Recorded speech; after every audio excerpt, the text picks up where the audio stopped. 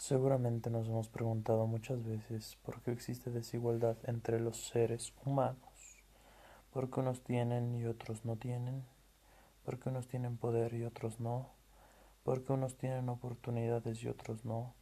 ¿Cómo nos hemos respondido a estas preguntas? Veamos cómo Marx, Engels y Lenin se respondieron las mismas preguntas. Marx y Engels determinan el origen de la desigualdad humana en el fenómeno de la apropiación de un excedente de trabajo no pagado. Este es un hecho histórico, es decir, no existió desde siempre en la experiencia de las sociedades humanas, sino que surgió en un determinado momento histórico. Fue cuando dentro de estas comunidades primitivas se empezó a generar un excedente de producción, más productos de los que se consumían, que se generaron las condiciones para que ciertos grupos se apropien de este y empiecen a enriquecerse y diferenciarse de los demás. Es el momento de aparecimiento de la propiedad privada sobre los medios de producción y con ello la emergencia de las clases sociales, concepto que designa la asimetría y diversificación de situaciones sociales que se registra en distintos tipos de sociedades. En Occidente, este periodo surgió hace aproximadamente 6.000 años, pero en la historia de la misma sociedad occidental hubo un largo periodo denominado comunidad primitiva en el que no se registró este fenómeno, periodo que habría durado unos 800.000 años. ¿Pero qué es una clase social? Las clases son grandes grupos humanos que se diferencian entre sí por el lugar que ocupan en un sistema de producción social históricamente determinado, por las relaciones en las que se encuentran con respecto a los medios de producción, por el papel que desempeñan en una organización social del trabajo y consiguientemente por el modo de percibir y la porción en que perciben la parte de la riqueza social de que disponen. Las clases son grupos humanos, uno de los cuales puede apropiarse del trabajo del otro por ocupar puestos diferentes en un régimen determinado de la economía social. Esto decía Lenin en Una gran iniciativa, Obras completas, tomo 29. Este concepto permite pasar de una descripción subjetiva de la situación, a veces incluso aparente, de una persona, pobre, rica, al establecimiento de su relación y posición objetiva en un sistema de producción en la sociedad y en el Estado. Esta relación y posición determina intereses distintos entre las distintas clases en una sociedad. El concepto de interés es central a la clase y está asociado a sus distintos proyectos históricos, al poder acumulado gracias a su posición de privilegio y no privilegio y a su situación de dominio o subordinación en un sistema. Así podemos identificar la existencia de clases dominantes y clases dominadas. Según Marx y Engels, cada sistema productivo genera una estructura social, es decir, una estructura de clases específica que expresa precisamente la distinta posición de las agrupaciones colectivos en una sociedad y por consiguiente sus intereses específicos. A estas clases propias de cada modo de producción se las llama clases fundamentales y su interrelación determina el carácter de vida social, las contradicciones que se generan entre ellas y las fuerzas propulsoras de su desarrollo. En el caso del capitalismo, las clases fundamentales están determinadas por la relación social fundamental de este sistema de producción capital-trabajo y son la burguesía dominante, propietaria de los medios de producción, y el proletariado dominado solo posee su fuerza de trabajo. El conflicto de intereses entre las clases dominantes y dominadas, sintetizado en el concepto de lucha de clases, que a su vez expresa la contradicción entre fuerzas productivas y relaciones de producción, constituye para Marx el motor de la historia y es el que explica la dialéctica del desarrollo de las sociedades, es decir, los saltos cualitativos de un tipo de sociedad a otro, el paso del feudalismo al capitalismo en Europa, por ejemplo. Las clases no son realidades compactas, más bien exhiben una diversidad de situaciones, contradicciones internas. Dentro de la burguesía podemos identificar fracciones relacionadas con los distintos ciclos del capital agrario, comercial, industrial, bancario, financiero, con distinto peso y poder dentro del sistema. También podemos identificar una pequeña burguesía agrícola, industrial, comercial. En el otro polo se encuentra un proletariado, que tampoco es una clase homogénea. Dentro de ella podemos identificar un proletariado industrial, agrícola y un semiproletariado o subproletariado. El nacimiento, desarrollo, consolidación, peso e influencia de estas clases no es un proceso idéntico en todas las sociedades, sino que varía de sociedad en sociedad.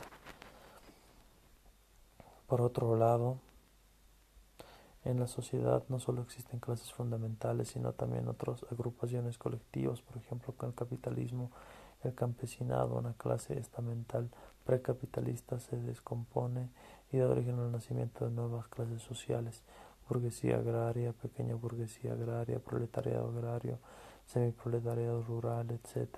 Como Lenin lo demostró en su obra maestra El desarrollo del capitalismo en Rusia.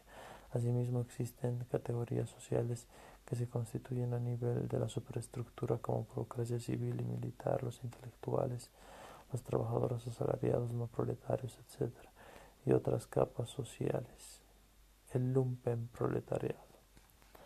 Marx y Engels, sin embargo, otorgaron un rol fundamental a la clase social y al análisis del capitalismo, así como a la contradicción entre burguesía y proletariado, estableciendo como lo fundamental en este tipo de sociedad a resolverse por medio de la revolución socialista, que puede adoptar diversos ciclos y características en cada país. Identificaron al proletariado como el sujeto revolucionario capaz de lidiar este proceso.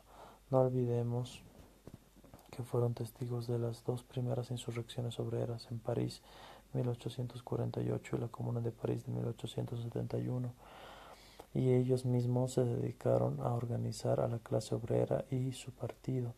Ellos ven a la clase obrera naciente como el sujeto histórico capaz no solo de transformar la sociedad capitalista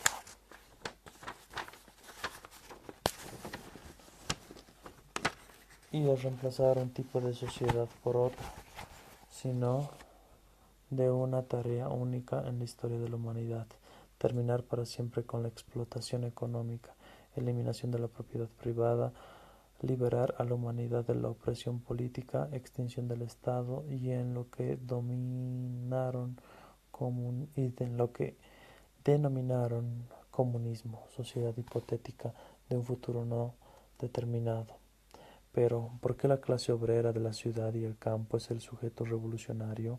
¿Por qué, a diferencia de otros agrupamientos colectivos, es la clase que dentro del capitalismo genera básicamente la riqueza, plusvalía, y vive cotidianamente la explotación, apropiación del plusvalor, y por eso puede percibir más fácilmente la explotación que otros grupos sociales? Desarrollan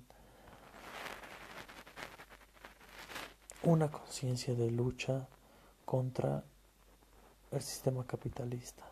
También es la clase mayormente expuesta al proceso de socialización que ya se registra en el capitalismo de trabajo y de producción, y puede desarrollar una conciencia y luchar por la socialización de los medios de producción.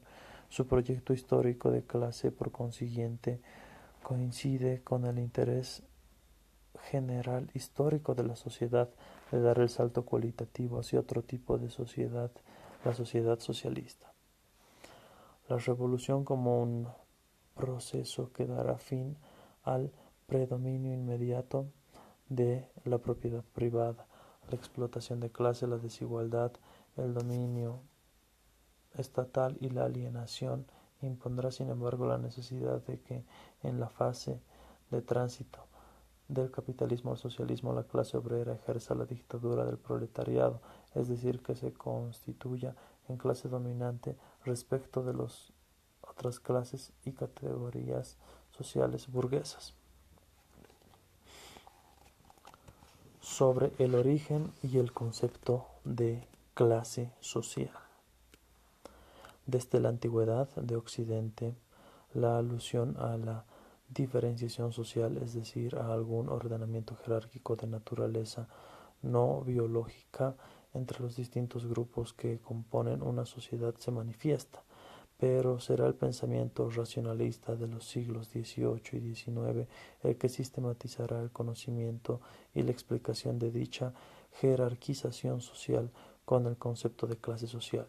El propio Marx, al convertir el concepto en pieza fundamental de su sistema teórico, reconoció haberlo tomado de dos vertientes diferentes: la obra de los historiadores como Thierry y Guizot, la economía política clásica, y especialmente Ricardo. La concepción marxista de las clases sociales parte esencialmente de la situación de grandes grupos de personas con respecto a la propiedad o no de los medios de producción. Pero estas relaciones sociales, llamadas por Marx relaciones de producción, no se entienden en un sentido meramente formal, el de propiedad jurídica, sino que aparecen vinculadas a cierto tipo de división social del trabajo y a un cierto estadio de evolución de las fuerzas productivas. Es decir, el concepto de clase social solo se entiende en el contexto de un modo de producción dado. Por otra parte, al distinguir las clases sociales de una sociedad determinada con los criterios ya mencionados, solo se sitúan los grupos fundamentales o más relevantes para explicar el funcionamiento y desarrollo de dicha sociedad. Toda una serie de grupos y categorías sociales pueden escapar a la clasificación de clases. Esta última se interesa por distinguir grupos reales, es decir, agrupaciones que por su posición en la estructura productiva tendrán una conducta social de algún modo común y en cierta forma predecible. Como las clases se entienden en el contexto de un modo de producción, es más apropiado hablar de estructura de clases. Las relaciones entre las clases serán entonces relaciones de dependencia o de subordinación. Las clases poseedoras serán invariablemente clases dominantes y las desposeídas clases dominadas.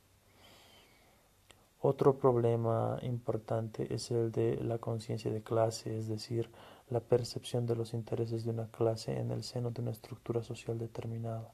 Marx distinguió el caso de una clase sin conciencia de sus intereses, clase en sí, y de una clase con conciencia, clase para sí, afirmando que sólo al encontrar una clase con conciencia de sus intereses podía hablarse de una clase plenamente constituida. Dicha conciencia además puede desarrollarse exclusivamente en función a la lucha de clases. ¿Es el socialismo un igualitarismo? El 18 Brumario de Luis Bonaparte, La lucha de clases en Francia, y en su crítica al programa de Gotha, Marx hace cuestionamientos a la noción de igualdad propuesta por la teoría liberal demócrata, planteada una nueva postura teórica frente al tema. En efecto, frente a la tesis de la igualdad, él plantea que el derecho igual es el derecho burgués y que éste constituye un derecho desigual para trabajo desigual, y no reconoce ninguna distinción de clase porque aquí cada individuo es un obrero como los demás, pero reconoce las desiguales aptitudes de los individuos y por consiguiente la desigual capacidad de rendimiento. En el fondo es, por lo tanto, como todo derecho, el derecho de la desigualdad. Si en Rousseau la noción de igualdad constituye la base de su concepción de la democracia, por oposición